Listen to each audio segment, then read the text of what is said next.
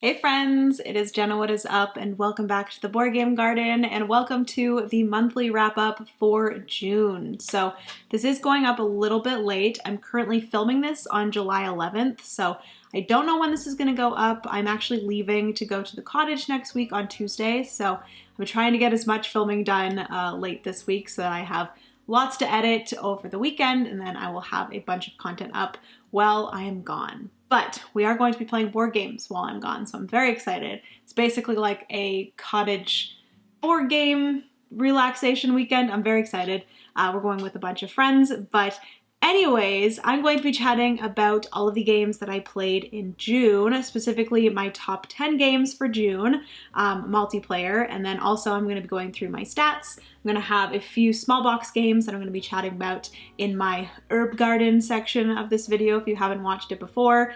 Basically, small box games I put into a little section where I want to have a little spotlight on some few like small box card game, party games. So excited to chat about those. I will mention that I don't know if there's going to be a sewing solo episode this month. I haven't really been playing a ton of solo recently. I've been super busy, especially with prepping for and filming for my top 100 games of all time series. If you guys haven't gone and watched that, I've put up I think 4 of them so far. I don't know when this video again is going up, so I might have put up 5 so far, but it's going well. It's going amazing. I'm having a lot of fun filming those and editing those and chatting to you guys in the comments for those videos. So hopefully you guys have been enjoying those as well. But yeah, we're gonna get into all the games I played in June, my stats, all the things. So if you guys are interested in hearing all about those, then just keep on watching and give this video a big thumbs up. Also hit the subscribe button down below if you've yet to do so. We'd love to have you here in the garden. Comment down below some of your favorite games that you played in June. I'd love to know down there. And without further ado, we're going to get into this monthly wrap up for June. Shall we? All right, so first up, we're getting into all of my BG stats for the month of June. Like I always mention, I use BG Stats, the app. I will put the picture of it right here. Definitely recommend checking it out if you guys haven't yet. It's really helpful when it comes to just putting in all of my board game stats, what I've been playing, who I've been playing it with. You can also put in like your scores and stuff, which is something I've tried to do multiple times, but it's just not something that I really care to put down. So I usually just put the game I played, when I played it, sometimes who I played it with, sometimes I don't even put who I played it with, but this is more so for me to keep track of what I've been playing for these videos. So yes, that is the app that I use, but as for June, I played a total of 46 times, 46 games. I think in the month of May, I had like 65 plays, so we've definitely gone down a bit in June, but that does make sense because I've been very busy. We haven't been able to do as many board game days because in the summer, I feel like people get more busy. You take more time to like go outside and actually breathe in air and enjoy the weather and all those things. So we haven't been doing as many board game days. Fortunately, in July, I have a few board game days and different things lined up, so I'm super excited for those. But yeah, I also played a total of 32 different games. So the first one is just how many times I played a board game in general. So the other one is just how many games, individual games I played. And then I also played, how many of these are new to me? Let me count these out. 28. So I played 28 new to me games. I will be doing my top 10 of those after this. So 28 new to me games. And then as for BGA, I played 16 times on BGA. So haven't been playing as much on BGA. I've been playing some like bigger games as well. I've been playing a lot of Castles of Burgundy. I also played a lot of Altered. Altered is like a TCG that they actually have on BGA that you can try out. I've been playing a lot of Altered, which has been a lot of fun. They will be releasing Altered in September. I think I chatted about that in last month's video, like last month's wrap up. So super excited about Altered. Been playing it on BGA. It has been a hit and miss depending on the factions that I've been playing, but it's been very fun so far. So that is everything for my board game stats for the month of June. But let's get into the next section, which is the herb garden. All right, so getting into the herb garden, which if you guys have never seen these videos on my channel before, basically this is a wrap up. And this section is a little bit of a focus on some small box games. So typically when it comes to my top 10 for the month, small box games get a little bit left out because I am just a big board gamer. I enjoy big games. So these small card games and stuff typically get left out. Sometimes if there's a card game that I like really loved, I'll put it into the top 10. But most of the time, these smaller party game card games, I really want to still focus on them and give them their own time to shine. So I do the Herb Garden.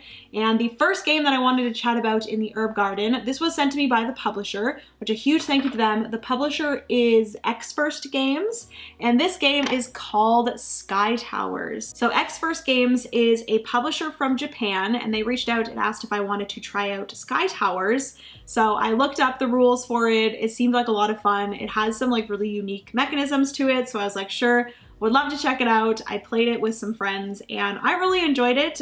It plays 2 to 4 players in about 25 minutes. And basically you are building up these towers, but the interesting mechanisms are that you are trying to build these towers to 21. So once the towers equal 21, each of the cards has a different number on them. Once they equal 21, that tower is complete, and then you'll put it off to the side and score it at the end. But the interesting thing is that the towers that you build in front of you, the topmost card that you've played on each of the towers, furthest to the right and furthest to the left, those cards are actually going to be the cards that your neighbors are unable to play. So on my rightmost tower, if I had a 3, my right neighbor would not be able to play any 3s until I covered up that card with another number. And then that number would be the one that they wouldn't be able to play. And then the same thing goes for my left neighbor. And you're trying to create these towers based off of some like public goals, different things like that. Some of the numbers also have some special abilities. When you play them down, you get to do some extra thing.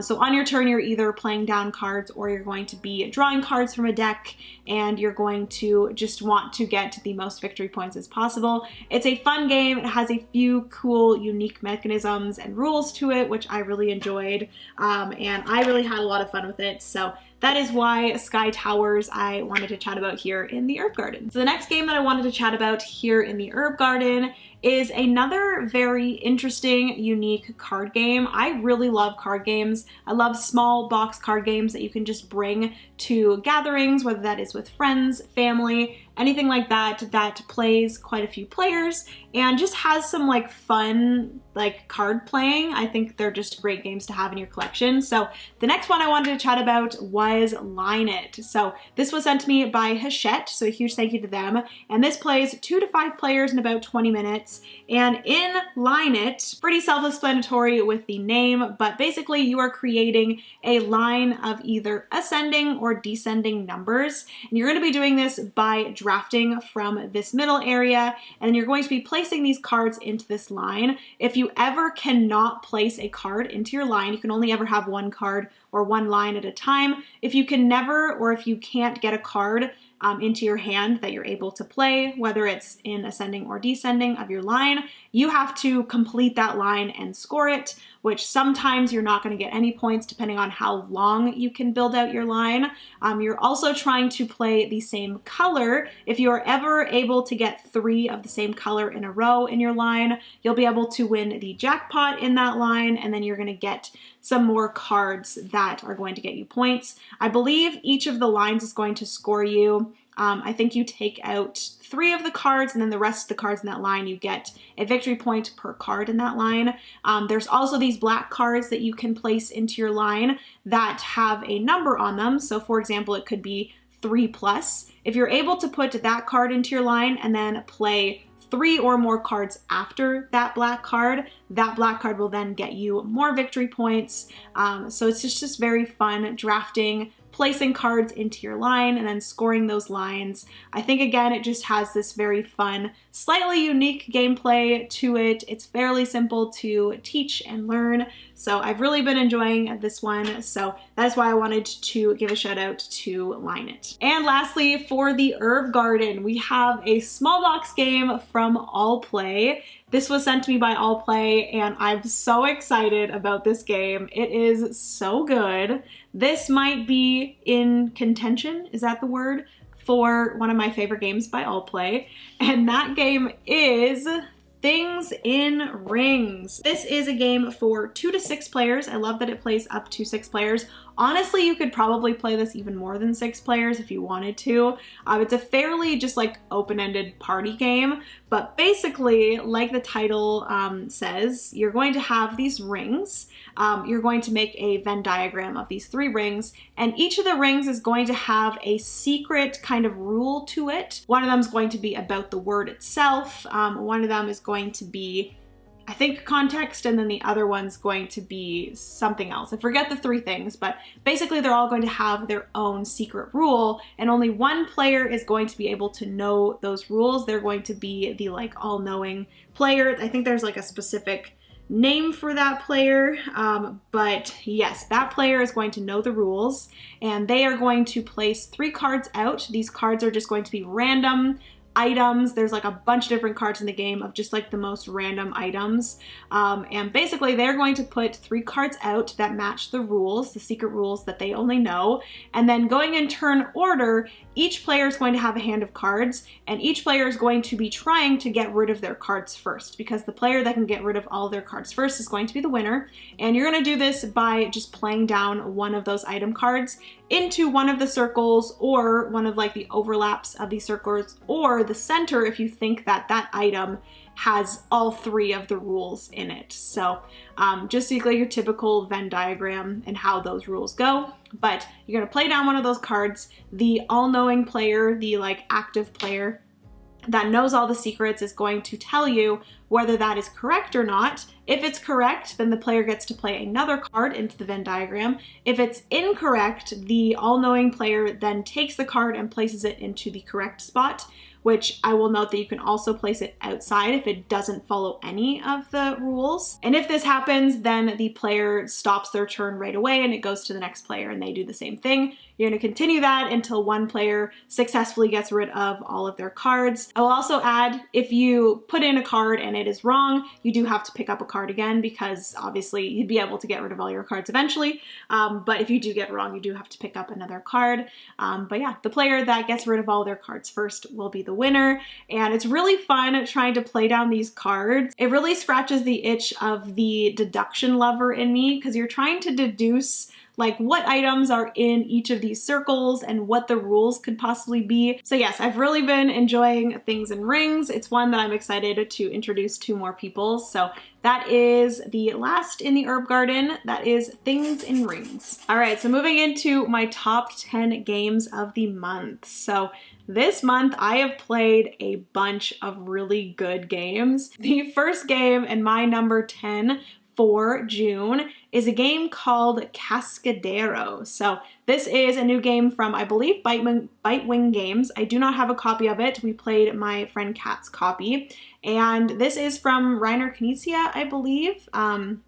They recently released, I think it was like a Kickstarter campaign that fulfilled, of Cascadero and Cascadito, which I really want to try Cascadito, because I feel like that would probably be more in my realm, being a flip and write. I'm not 100% sure if it's a flip and write or a roll and write, but I feel like that would be really enjoyable. But I actually really enjoyed Cascadero as well. Basically, you have these like horses, these guys on horses, and you're going to be placing them out on your turn. And based off of where you place them and what they are connected to, you're going to be able to go up these tracks. The track part is my favorite. I love bumping tracks. It's a good time.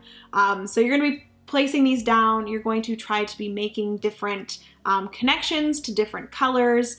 Depending on the color that you are connected to, you're going to be able to go up that coordinating track. And then there's going to be a little bit of chaining in the tracks, where like if you get to a certain point, you'll then be able to like choose another track to go up. But then if you get the timing correctly, you'd be able to put that one up and then put another one up and then put another one up. Very fun. There's a bunch of different like public objectives that you're trying to go for. You're trying to like connect certain colors together with your horses, and depending on, like I said, what you connect to, you're going to be gaining victory points. I'm actually very surprised that I enjoyed this one as much as I did, because it does have a little bit of route building, which broke my brain a little bit, I will say, but I really enjoyed it. it was a fun one, Cascadero. That is why it is my number 10 for June. Moving into my number 9, this is another game that I do not have a physical copy of. This was, again, one that I was introduced to by my friend Kat. I played this with my friend Kat, my friend Steph, and my friend Aiden. We played a 4-player game of Kutna Hora. So this is a game by CGE, and this has been one that I've always been like slightly interested in. It looks very cool. There was a lot of talk about the like pieces that they used or made for this game that were rewood, which I will say the pieces are very cool. And I love that they did that. But that was really all I heard about this game. I really didn't hear too much about the gameplay for this one, but I actually really enjoyed the gameplay of this one. There is a little bit of like a market thing, a little bit of like, not stocks, but it's like a fluctuating market. I guess that's what they're called. And I typically don't love that sort of thing, but in this one, it was pretty like a small part of the game, so I didn't mind it. But basically you have a little bit of card play when it comes to the actions that you're going to perform on your turn. So you have some cards that are double-ended, and you can choose one of those two in order to perform an action. Don't remember exactly what all of the actions were, but there was like build, there was like the mining area. Again, just a very fun like Euro game. You're basically, when you build, you're going to be building one of these tiles into this like communal area, and you're going to try to be creating connections of the different icons, and at the end of the game you're just going to score victory points based off of the areas that you've built and the kind of matching icons that create kind of a like line or a path. The more you can do that, then the more points you're gonna gain. There's also the like mining at the bottom, which I didn't do too much of, but there was a little bit of like area majority in the rows. So if you were able to build in the different rows these mining things, then you would be able to gain victory points based off of if you were first, second, third in that row of the mining area. So really enjoyed Kutna Hora. That's really all that I remember from it, but I do remember really enjoying it. I really want to play it again because obviously you guys can tell that I don't exactly remember every single thing, so I think it's one that I know I really enjoyed and I should play it again. So that is why it is my number 9, Kutna Hora. Number 8 is a game that Francis and I have had on our shelf of opportunity for a while. This was actually sent to us by a subscriber, so huge thank you to you. You know who you are. But this one has been sitting there. Francis has really been wanting to try this one, and actually while I was at, I forget what it was. It might have been Canada Plays, possibly, or it might have been, oh no, it was while I was in Montreal. While I was in Montreal, Francis actually got this game out and learned it with his family, and once I got back from Montreal, I really wanted to play this one, so we ended up playing it with my friends Tom and Asha, and I enjoyed it a lot more than I thought I was going to, but that game is Fossilis. So this is actually a game from KTBG, and it is quite an interesting game. It definitely has a little bit of a gimmick to it, where you have this like board that you put different bones into these holes, you shake it up, and then you're going to be putting tiles on top of this board, and you have your meeple that you're going to be moving around and excavating these different tiles. The tiles are then going to give you resources that you can use in order to purchase like tools and supplies. So some of the tools are like ongoing abilities, and the supplies give you plaster, I believe is the white resource in it, which you need in order to then get the bones out. But yeah, you have that, and then with the plaster you're going to be gaining the bones out of the holes once you've removed the tiles, and then the bones are going to be how you are going to fulfill these different dinosaur cards. So each dinosaur cards are going to need some specific bones in order to fulfill them for victory points, and it was just such a fun game. It is a very easy game. You can definitely tell that it is like from KTBG. They are geared towards, you know, being games that you can play with your kids, but at the same time, like, it is such a fun game for us who, when we were playing with Francis and I and our friends Tom and Asha, and we usually play like pretty heavy Euro games with them, and all of us enjoyed this one so much. Tom and Asha actually enjoyed it so much that they, I think, want to purchase a copy of this. I don't know if they've purchased it yet, but they really enjoyed it, and I'm so happy that they did, and I also really enjoyed it myself. So Yes, I do believe, oh no, you can't. There might be a fan-made solo mode for this one, I'm not sure, but yes, that is my number 8 for June, Fossilis. All right, number 7 is actually like somewhat of like a party game in a way. It's like a word party game, which I really enjoy word party games, and I feel like they're great ones to play with my family. My mom really enjoys word games, so I feel like this is one that I might actually bring to my parents' house on Saturday of this weekend, because I think like my mom would really enjoy this one. But the game that I'm talking about is a new release from Floodgate Games, and that is Landmarks. So Floodgate Games did send this over to me, so a huge thank you to them. But Landmarks is their new release. I do believe they are releasing it at Gen Con, so if you're going to Gen Con, definitely check it out. I really enjoyed this one. I didn't think I would enjoy this one as much as I did, but I played this with some friends, and honestly, I have not laughed so hard for such a long time. It was such a funny game, and it is such a good game to play with big groups. We only played it with 3 of us, but this can play up to 10 players, which I think is amazing. But basically what it is you have this map, which it actually has like a material map, which I think is really cool. It doesn't like lay flat, which is a little bit unfortunate, but I do think after you've used it quite a few times, it'll loosen up and lay flat eventually. But you are going to choose one player to be like the mapping player. They're going to get this card that is going to show them where everything is on the map. So the map is just going to be empty for all of the other players, but the active player is going to have a little map to show you what is in each of the spaces. Each of the spaces are little hexagons, and the player that is the active player, their responsibility is to kind of make players go on certain paths in order to avoid some bad things and gain these good things as you go. So you're gonna have like traps, you're gonna have like the skull spot. I'm not 100% sure what that one is, but that is pretty much like if you go there, I think twice, then you lose. So you're trying to avoid those. And then you're also trying to get to the water, because the water will get you more tiles because you're going to run out of tiles eventually. You're also trying to gain these different, I don't know what they're called, like the treasure. You're trying to gain all these pieces of treasure and then leave. Find the exit and then leave.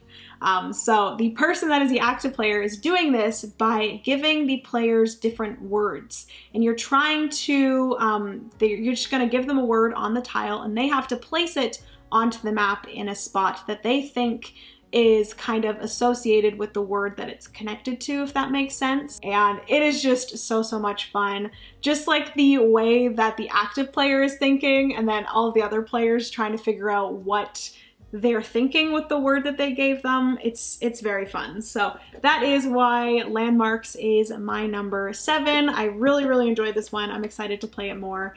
And like I said, I believe they're releasing this one at Gen Con. So yeah, very exciting. Moving into my number 6. So this is a game that I do believe is still up on Kickstarter. So I will definitely link the Kickstarter down below. But the game that I am talking about is Brink. So I was able to play Brink a few times in the month of June. Like I said, it is up on Kickstarter right now, so definitely go and check it out if you're interested. But Ivy Games did send this over for me to check out. I didn't do any like paid content on it, so I am including it here, which I'm excited to do that. Typically with like paid like previews and stuff of games, I don't include those in my monthly wrap-ups because it is paid content.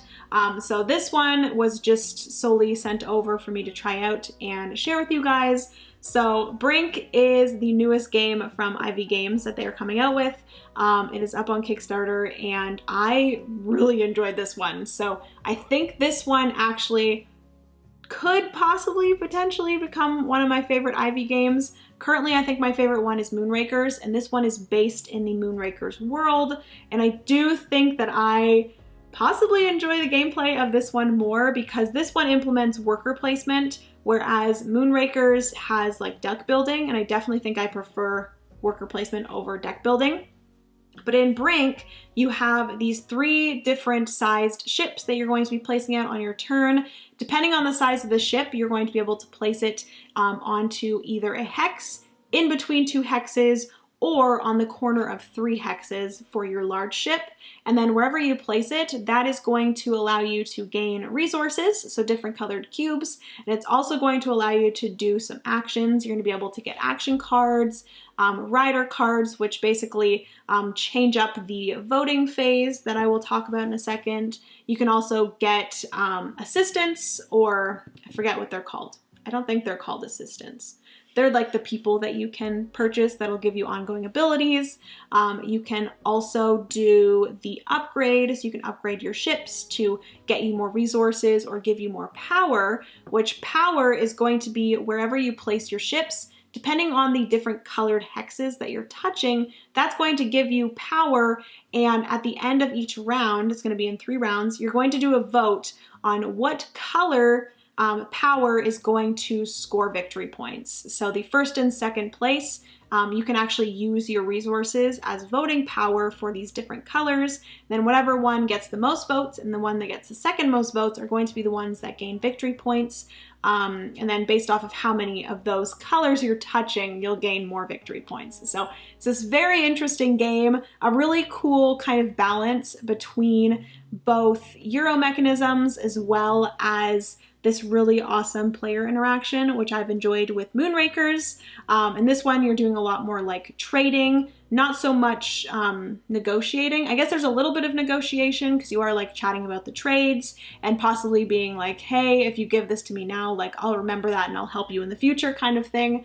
But this one is more so like you're doing a lot of trading, which I think is very fun.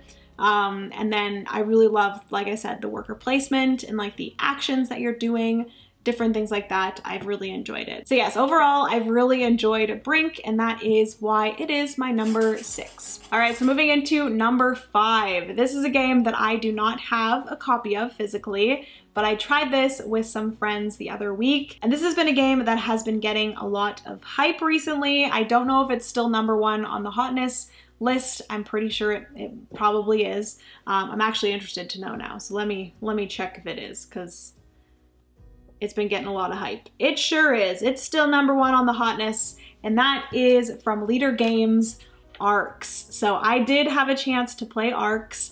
I loved it. It is number 5, so obviously it's not like my number 1 game of the month. I do think that if I play it more, it might go up, but I definitely don't enjoy it as much as a lot of other content creators have been saying.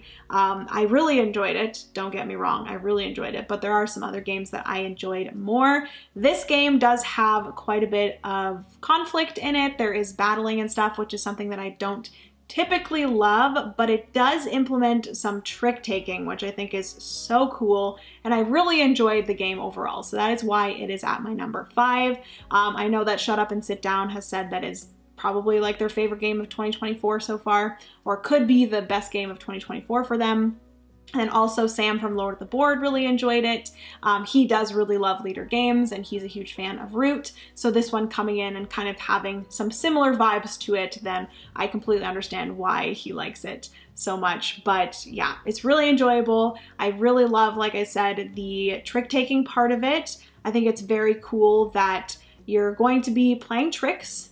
The start player who has the little like token, I forget what it's called, but they are going to start the trick by playing any card, and then the other players have to either trump or like beat that card. Each of the cards will have a certain amount of pips on them, and that will be how many of that certain suit's actions you can perform. So each suit is going to have a few different actions that you can do on your turn, whether that is building on the certain spot of the map that you're in, or moving, or taxing a planet, basically getting resources from a specific planet, or you can also battle, different things like that.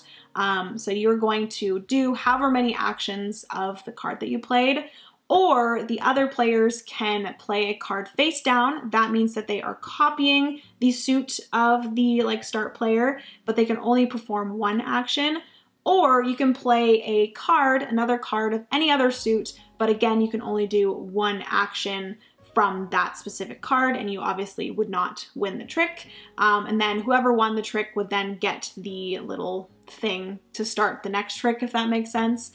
So I really love that kind of part of the game. I really love the trick taking aspect. And the cool thing about it is that whoever leads at the beginning is going to have a chance to place a token onto a scoring for that round. So the main way, and pretty much the only way that you're going to be getting victory points in the game, is by these scoring objectives on the side. Whoever starts a trick can decide to choose one to score that round, but if they do, they have to place a 0 onto their starting card, and that will make it a lot easier for another player to then take the trick and be able to start the next trick. So it's this very cool trick-taking mechanism, which I absolutely loved. The like battling and stuff I wasn't as much of a fan of. I really loved the way that it scored, and overall really enjoyed. I do want to play ARCs more. So yes, that is my number 5. Moving into number 4, this is another game that I do not have physically, but this is one that I definitely want to pick up. I do think that there is a solo mode for this one. Fingers crossed there is. I really enjoyed this one. It has a little bit of like dice rolling, and that kind of determines the actions that you can do. But that game is Cora. I think there's more to the title, I'll put it, but it's like Cora something something something. This game has always been one. I saw the cover and it is absolutely beautiful, and it's always like grasped my attention, but I just haven't been able to play it until we played my friend Aiden's copy, and I enjoyed it very much. So basically, like I said, there's a little bit of dice rolling. Everyone's going to have these like tiles, and each of them are going to be numbered from 1 to 6. And depending on the numbers that you roll, each player is going to start with 2 dice. And then depending on those numbers that you roll, those are going to be the actions that you can perform. And you're going to be putting one of the tiles face down for each of the dice that you roll, and then everyone's going to flip them over at the same time, and then you'll go through in turn order and perform all of the actions. And the actions are going to be like going up these different tracks. You're going to be gaining income. There's a bunch of different tracks, which I will say, going up tracks, bumping tracks, rolling dice, some of my favorite things. You also are going to be doing a little bit of like battling, but it's more so battling with the game and not other players. Basically, you are getting these like troops. You're going to be going up this troop track, and then you can take the battle action in order to then gain a chip or like a token from this big area of tokens, and they are going to each require a certain amount of troops, and then they're going to require you to get rid of a certain amount of troops. So you have to have your track up to a certain point, and then you're going to lose some of them. There's also going to be a little bit of like closed drafting at the beginning of the game, where you're going to be drafting some cards that you're going to have in your hand that you can also purchase, and those are going to get you endgame things. They're going to get you ongoing abilities, active, like just right away abilities that you can activate. So yeah, it just has so many different mechanisms that I absolutely love, and it feels like a heavy Euro, but it doesn't take too long. It also doesn't burn your brain in the way that some really heavy Euros do. So it just feels like a good balance of like a heavy Euro, but also being just really easy and like easygoing in a way. So I really loved that. And that's why Cora is my number 4. Definitely one that I want to add to the collection. Moving on to the top 3 of the month. 2 of them I have physically and 1 I do not.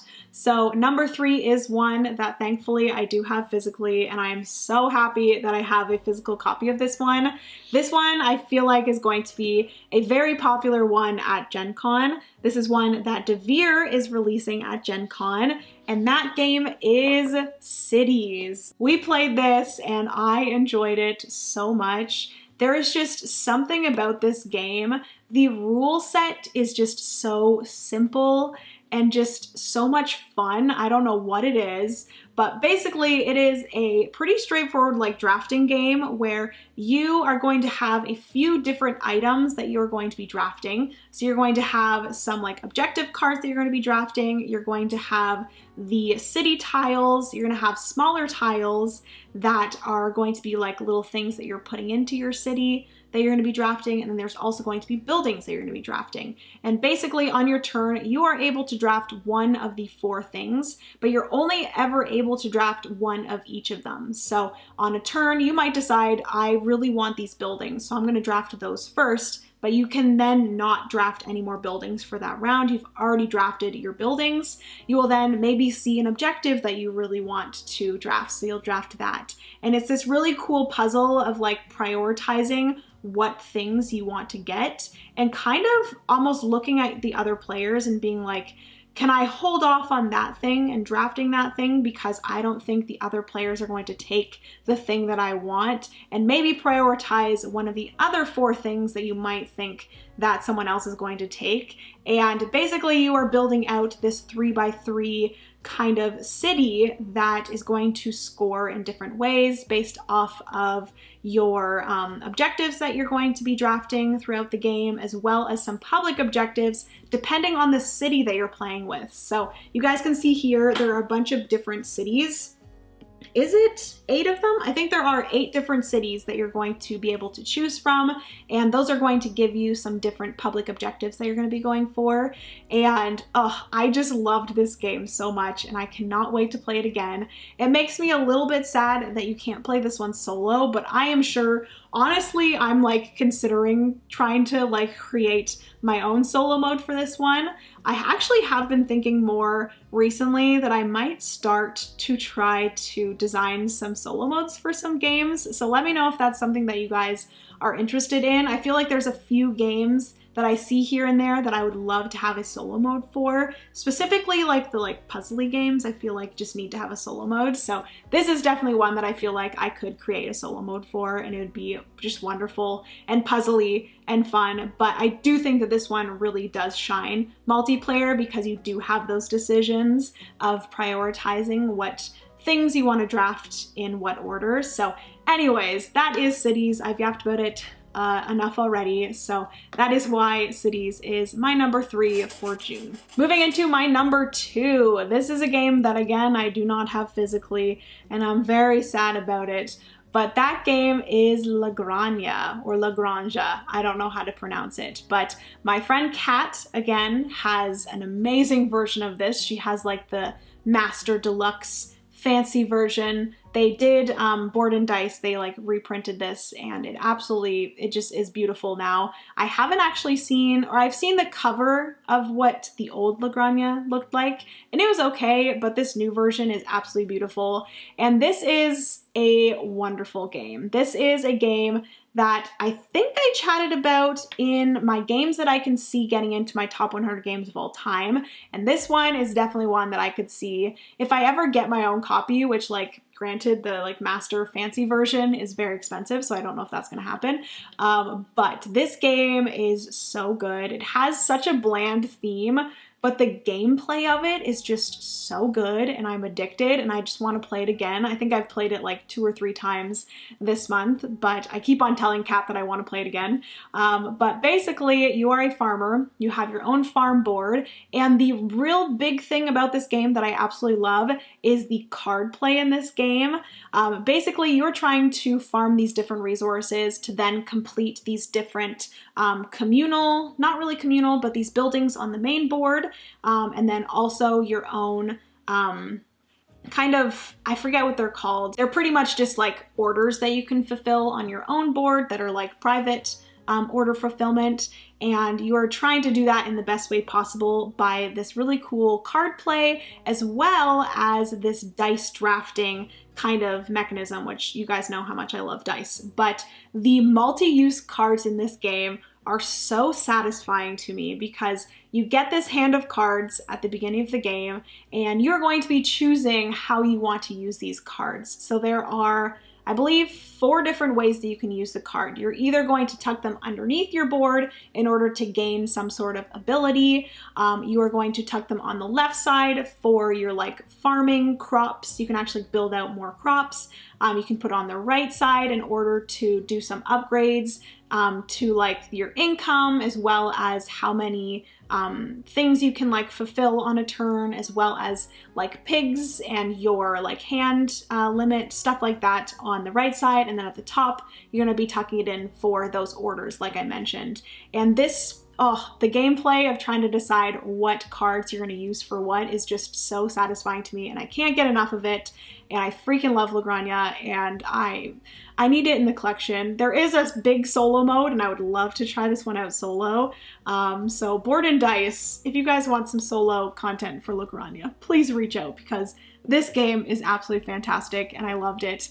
And yeah, that is why it's my number 2. So good. Lagrange. All right, friends, and my number 1 for June. Obviously, you guys just heard me talk about Lagrange and how passionate I was about that. This game here, again, has some multi-use cards. I've discovered this month that I love multi-use cards. They are so satisfying. They scratch that little itch in my brain that just makes my brain feel so good. And this game, I love the theme of this game. Like I said, it has those multi-use cards. It has a little bit of worker placement as well.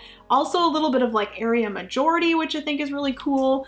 But the game that I'm talking about is Evenfall. So this is one that I can definitely see getting into my top 100 games of all time. I have only played Evenfall once, and it is already at number 1 for June. So you guys can already tell that you know how I feel about this game.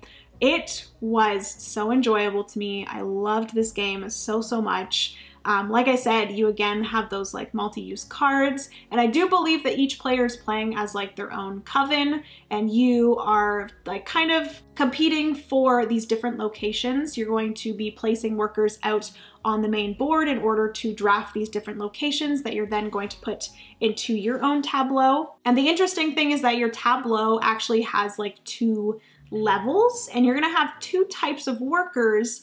The interesting thing is that the faction, or like the witch coven that I was playing, the workers could be used in both, which was like my special ability. But basically in the normal game, if you don't have that faction, the specific workers are only going to be able to be used for the certain levels of your tableau. So you have like your elders that are only going to be able to be used for like your inner circle, I guess. And then you have your outer circle that your other kind of more younger witches can be used for. And I think this is such a cool mechanism. Like I said, with my faction, that was just not a thing, and I could use my elders in my outer circle anyways. But I just love the aesthetic of this game. I love the multi-use cards. Again, you're either going to be using the cards to place on top of the different locations, or you're going to be using the cards for another thing on the other side of your board. And the cards are also going to be gaining you different resources that you're going to need to purchase more of these cards for your tableau. And again, I just really enjoyed the card play of this one, and I absolutely love the theme of like the witches and stuff. So yes, that is why Evenfall is my number 1. So good, and I cannot wait to play this one more. It does have a solo mode, so I'm super excited to play this one. I might play it on stream, which I will mention that it has been very hard to stream this month, so apologies for the lack of streams, but I will be streaming again once this crazy few months is over. So yeah, that is my number 1 for June. That is Evenfall. All right, friends, so that is going to be everything for the June wrap up. All the games that I played, my stats, my top 10 games of the month. Hopefully you enjoyed. If you did, please give this video a big thumbs up. Also hit the subscribe button down below if you've yet to do so. We'd love to have you here in the garden. Comment down below some of your favorites for the month of June. If you've played any of the ones that I chatted about today, let me know your opinions down below. But yeah, I love you guys so much. Hopefully you are doing well. Remember, you are somebody's reason to smile, and I will see you in the next board game video. Bye, friends.